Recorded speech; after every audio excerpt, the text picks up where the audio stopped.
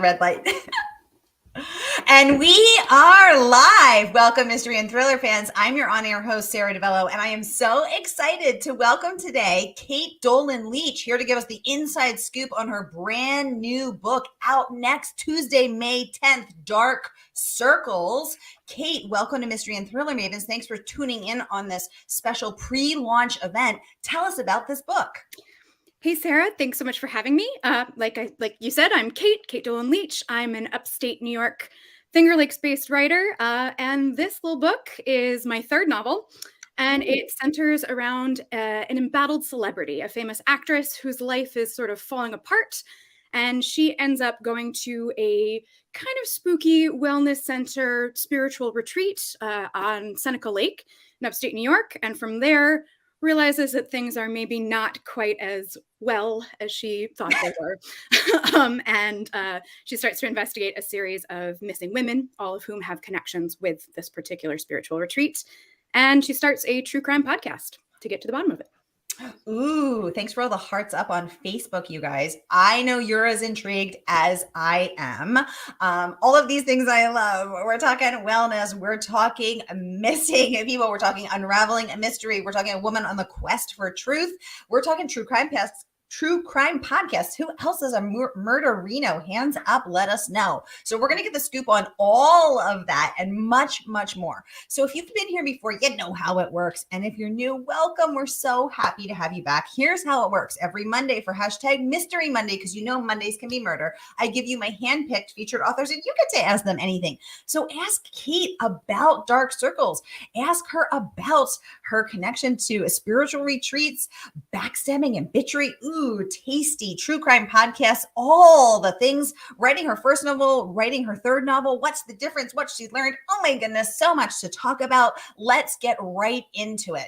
So get your comments going in the, get your questions going in the comments. I'll get them right over to her. This is your time to talk to Caite. Meanwhile, while you're thinking of your questions, I'm going to kick off with a few of Caite's amazing blurbs. So let's start with NPR Best Book of the Year. NPR raving a sharp, spellbinding, cautionary tale, one that reminds us that even those who do remember the past might also wind up repeating it. Congratulations on that, Caite. I love NPR. So what an incredible, well-earned, hugely deserved accolade. So let's start there. Why did you want to write this cautionary tale? Well, actually, this might be an awkward one to start with because that's for my second novel. Oh my goodness, they have that listed under your praise. Okay. I thought I saw that up. Yeah, I was double checking that. That's nobody's fault. but no worries whatsoever. Okay, perfect. So let's talk about writing your first book versus writing your second book versus writing your third book. So earning that kind of praise for your second book was the pressure to then live up to and surpass that on the third book. Was it paralyzing? Was it inspiring? I mean, that could sort of render me at home biting my nails for the next 6 months. What was that like for you? Yeah, absolutely. So I think when you write your first novel, it's terrifying and you're in completely unknown territory, but that gives you so much freedom to make mistakes, really, and to experiment and figure out what you're doing in this industry and as a storyteller. And then once that's published, all of a sudden you have all of this stuff that goes with being a professional author. Unfortunately, the side of things that is branding, like you have a brand as an author, so you're required to kind of maintain a sort of consistency from one book to the next. And then the things like pressure, when debuts get a lot of attention, and mine got lots of great stuff. And then when your second and third ones are coming out, you never know if it's going to live up to the hype. And I think just the sort of existential terror involved in trying to do as well or even better from what you did the first time around, and recreating what is essentially alchemy. It's magic. You can't do it again. It's going to be different every single time. So I think the second book was harder than the third book. Finally, maybe there's a little sense of rhythm that starts to kick in once you've done it at least a few times. So how did you overcome this existential terror? So you're saying that debuts get a lot of attention, but you're new here, so you don't know what you're doing. Maybe it's going to work. There's no pressure on you because nobody knows you. Nobody knows if it's going to be good or not. Nobody knows how it's going to be received. Then you know, yay, you did it. You're getting great reviews. It's resonating with people. And then of course the existential terror sets in. Can you do it again? So as an anxiety sufferer, I am feeling this. How do you work through it? I mean, I feel like the best way to do it is to ignore it as much as possible. And you try to not think about it when you're doing the actual writing. Like your first job is to get words down on the page. And when you're doing that, you just try not to think about who might read it, what they might say about it in public, in the New York Times, and all of these very high profile places. You just think about the story, about the book. And then by the time that's finished, I always feel like I can let go a little bit. And then it enters into a new phase of life where it's kind of to some extent almost somebody else's problem until pub week, and then you have to come and talk about it in person and remember all of the horrible embarrassing things you might have done on print for the rest of forever. Right. Oh my god. Repression is what I would recommend. Okay, so we're getting just right into the meat of it. We're talking repression. We're talking existential terror. We're talking ignoring it. We're talking all the good things. Mm-hmm. Leslie says hello from Canada. Her signature Canadian hello. Leslie, always a pleasure to have you. Welcome to the conversation. Thank you so much for tuning in today. Janine, welcome to the conversation. She's saying, I cannot write. I always wished I could, but I'm happy to read all the good stuff that you are writing. So Janine, clearly resonating with that existential terror. And I think that's something that we all face in various facets of our life. So for you, Kate, it's just, you're tuning it out, rocking in the corner, or, I mean, do you just have to say stop, or do you have any tools do you use any yoga or wellness tools, to work through it? No, my repression is all very unhealthy. White wine, just pure blinkers, and other fiction, I guess, is probably maybe the healthiest way to kind of escape and exist in a different world, and just trying not to measure your own writing against other authors while you're doing it, which is a fine little tightrope to walk. But yeah, so I have to say I probably don't have healthy suggestions. I tend to exist in the space that I need to create a little bit of brain space for the books, and that's kind of it's survival, I guess. Okay, so Kate will be in the corner doing vodka shots and smoking cigarettes, chain smoking cigarettes, but just getting those words on the page. That's me. Nope. The yoga's for later. The yoga's for a different phase. I'll start running after I have a draft. Perfect. Marcy, welcome to the conversation. Marcy Strickler McCreary saying hello from the island of Nantucket. Marcy, welcome to the conversation. An amazing author in her own right who will be coming on the show when her next book is out. So excited. Can't wait. And Janine is saying terror. Yes. Right, Janine? We all resonate with that. Janine would also is saying, she said, I am drawn to titles and covers. Me too, Janine. I will be that person. Shallow. Call me shallow. I don't care. I will judge a book by its cover. I will judge a book by its title. So let's talk about this title and cover, Kate. So let's start with the title. Tell us the story of it. Did it come to you in a flash of genius? Did someone assign this to you? Were there 99 others you discarded? Give us the inside scoop. Yeah, so titles are always super complicated for me. I have a working title that I get very attached to, and that's the title of the book for like 90% of its life until we get to the sort of push to come to shove moment. And then there's usually a reason why everyone's like, oh, no, that's a little obscure, or that's not really going to work, or it's too similar to this other title. So there's the negotiation phase. And then I'm always like a little like deer in headlights, stricken, heartbroken, not sure what to do, and have to kind of go back to the drawing board. So that absolutely happened with Dark Circles. It was originally called Vultures for a really long time, which is the name of the podcast inside of the book. So that's still alive inside the book. But it wasn't totally working. It wasn't resonating for all the marketing publicity people. A lot of people we asked were kind of like, is that a thriller? I can't tell. So we kind of went back to the drawing board and tried out those other 2 or 3 dozen titles that just weren't quite doing it. And then one day I just sort of woke up and I was like, have we tried Dark Circles? This seems like a really obvious one. I was looking, the word circles appears on the first 10 pages of the book like 8 or 9 times. And so does the word dark. And I was like, oh, this seems like a how did we overlook this? This is really obvious. And then everyone was like, oh yeah, it sure is. So that's Oh, how, and it is usually like that, right? It'll be right in front of you the whole time, and you'll realize, oh gosh, that is the title. oh my gosh. Marcy, reading my mind, I needed to know the original title too. So Vultures. Kate, do you remember any of the 2 or 3 dozen ones that were discarded? Now we all have to know. Oh gosh, I probably have repressed those too, because again, this was another painful part of the process, and just sort of trying to imagine the book. You know, titles are so hugely important. It's going to be attached to your name for the rest of your life. And I'm totally blanking on them because Oh my I God, was the just pressure. I couldn't see any of them on the cover of the book, right? And that they just kind of all flitted out of my brain every time we tried them out. So speaking of the cover, let's segue into Janine's second part of the question. She would like to know about the cover. So the cover is gorgeous. It's this yummy blue turquoise, and actually when I was doing my my book talk video of it, I took the color picker, you know, that little sort of eyedropper thing, and I tried to pick up this exact delicious turquoise because it's so freaking pretty. So Mm-hmm. tell us about the cover, Kate. Did you get input into it? Was this the first one, or one of 3 dozen? I'm really lucky to work with a really strong team at Random House and now Ballantine. So often what happens is they'll come to me with kind of their front runner, the thing that Ooh, they're most excited about. And that was what happened with Dark Circles. They had some like backups, but they said, we kind of think this is the way to go. And how do you feel about it? And I loved the water, right? Because it's set on a lake. And right. you get the sort of circular imagery of the water, and that worked fabulously for me. And Yeah. then they just asked me to help input with the color palette, and they were just sort of tweaking. You know, we had some that were a little more yellow, we had some that had pink in them.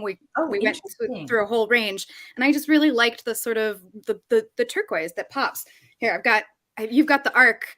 It's really shiny in the actual Ooh, edition, that if you is can maybe shiny. see it. And And I so like all of the ripples of the water because, of course, the idea of actions having consequences rippling out, affecting exactly. other people, and of course also coordinating with the circles of the title. So clever, so cool. And this has Um, like an almost reflective quality, right? Because it kind of Ooh, I see what you reflects did off. there, Kate. I'm picking up what you're putting Getting down. all meta. Yep. Janine is giving us the thumbs up on that.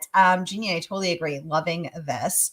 Leslie's saying that she says she's so, she's so drawn by covers and titles. I totally agree, Leslie. Okay. Janine is saying, yes, it's such a beautiful cover. Okay, let's get into the process of writing this book. So your third book, Janine would like to know, are you a pantser or are you a planner? I'm definitely a pantser. I've heard it architect gardener, so I like pantser or Ooh, planner. I'm assuming they map pretty similarly onto that. I start with an idea, and then I kind of just see what happens and write. You kind of just write your way through, and the endings are usually as much a surprise for me as I hope they are for readers. I'm often kind of like, oh, I don't know how we ended up here. Cool. And that's sort of then you go back and fix all the all the gaping open ends that things that you've left open. But I do like the sense of surprise and just kind of going. I write start to finish usually when I'm doing a draft, just to see where we go. oh my gosh, that's amazing. So I'm also a pantser, but that led me down a very dark circle path where, by which I mean a dead end, where I was like, oh my God, I wrote the length of 2 books and now I got to back it up and get out of this alley that I have trapped myself in. Yeah. Does that happen to you too? And does that make you want to say, next time I will plan? Or are you like, no, pants or die? It has happened to me, and I've written entire novels that in the end were just kind of not totally, they didn't totally work, right? Same. And if you've spent a year or 2 on a project, and it's just kind of like oopsie daisies, that was a Yeah. dead end in the end. Yeah. You kind of have to just swallow it and move on, and try not to regret that time, because you probably learned something.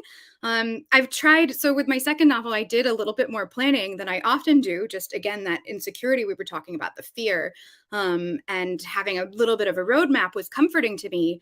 But it also took a lot of my sense of urgency away from the writing, and Ooh. it took me longer to write. And I felt like Mm. because I already knew answers to some critical questions, I wasn't as like desperate to get to the end as I sometimes am when I'm drafting. So no, I think I'm going to stick with it. Yay. Okay, cool. So Caite, how long did it take you? So you referenced just now that you had tried planning on one of your subsequent books. What else have you learned? What else have you learned along the way? Oh, that's a tough question.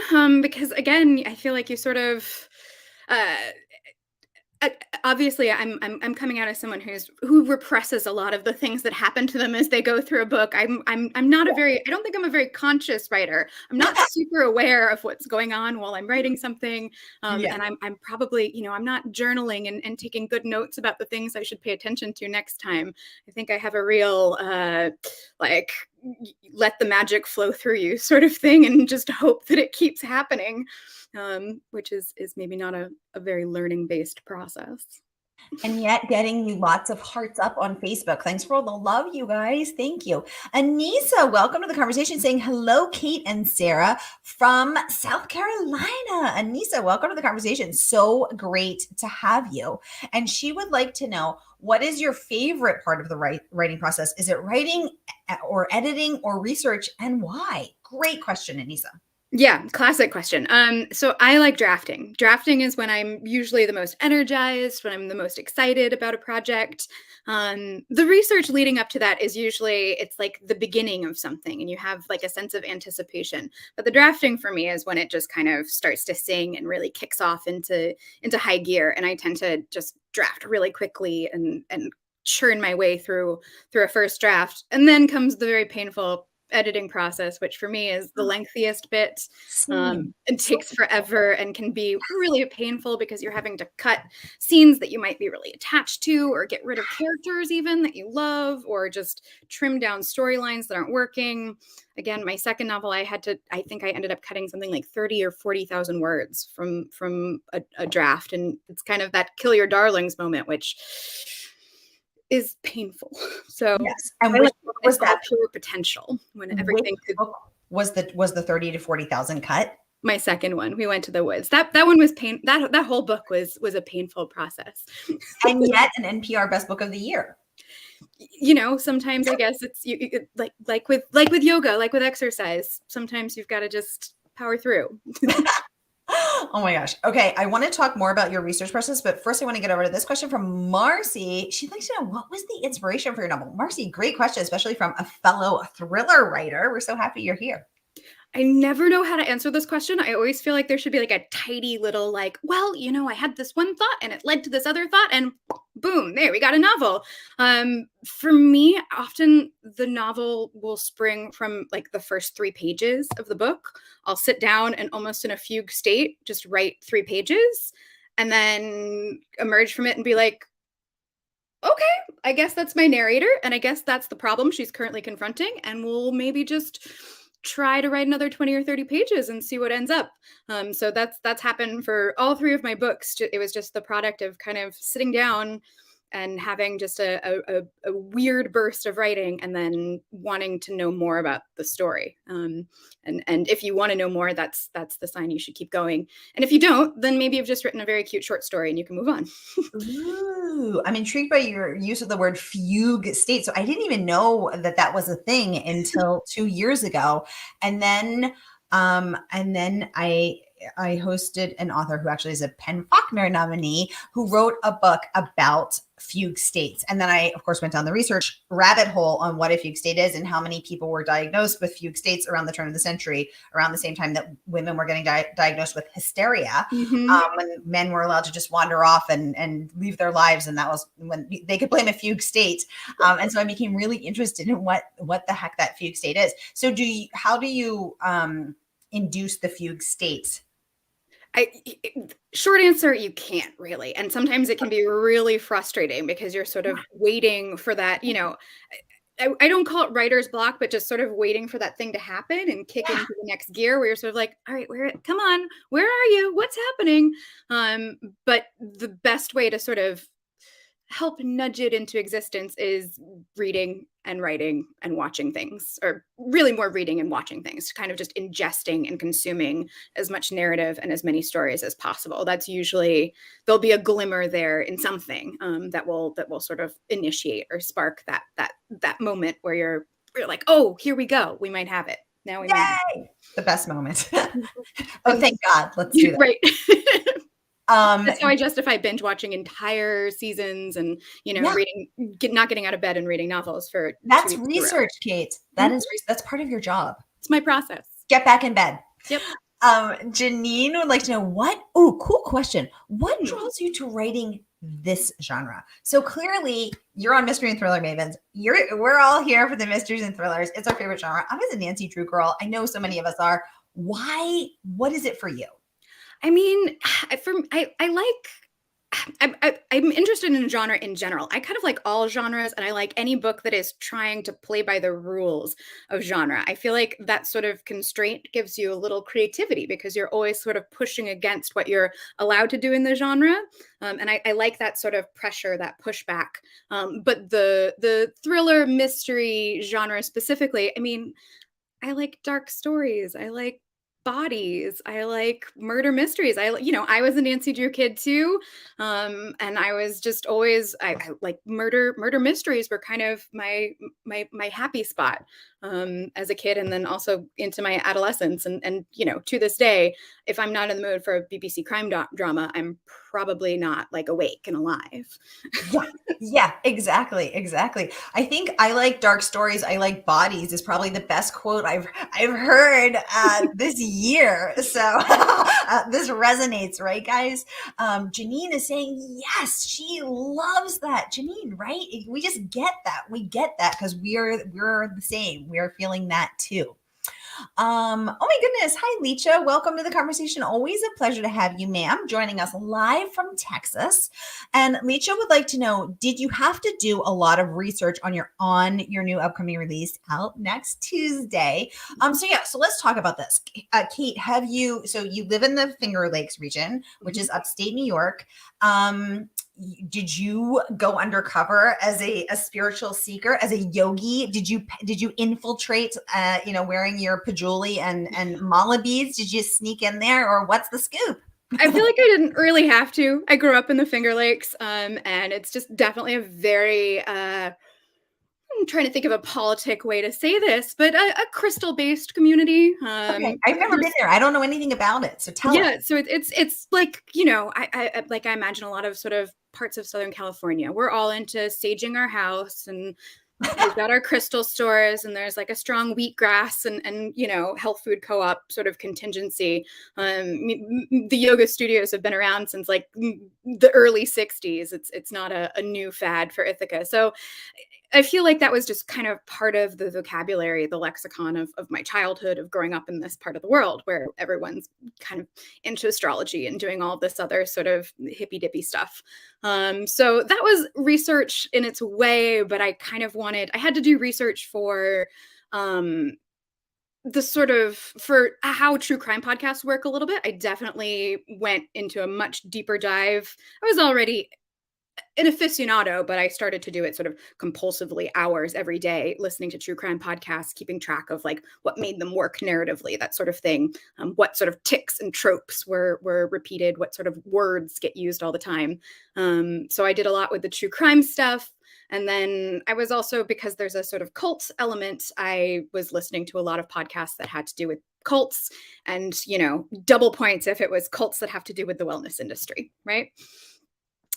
Totally. So, I've never been to the Finger Lakes region, so I just learned a lot, but that is familiar, right? I've seen that in, the Berkshires and in various hippy dippy corners of the world. So I'm totally picturing the crystal stores and the wheatgrass shop.